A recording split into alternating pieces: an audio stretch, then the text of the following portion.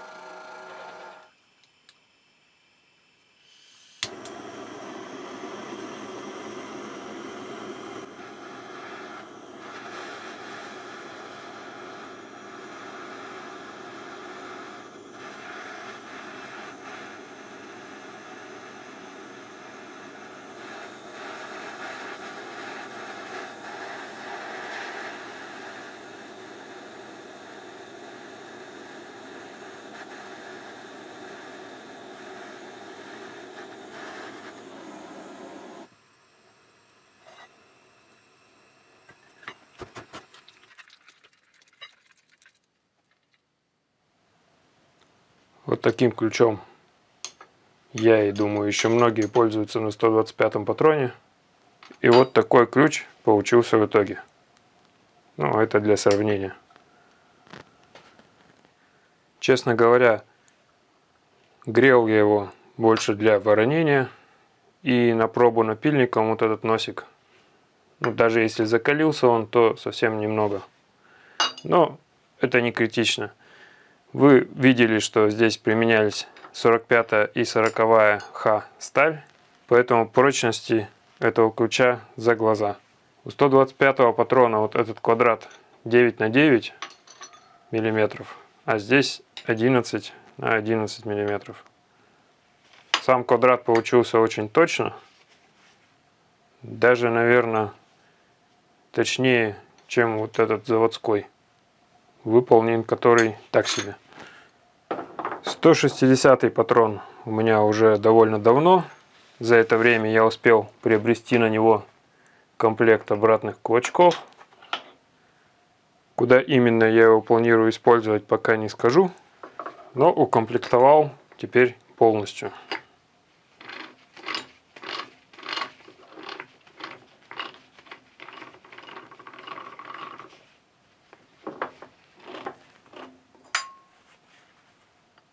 В итоге получилась вот такая небольшая работа. Дольше всего времени потратил на сверление отверстия.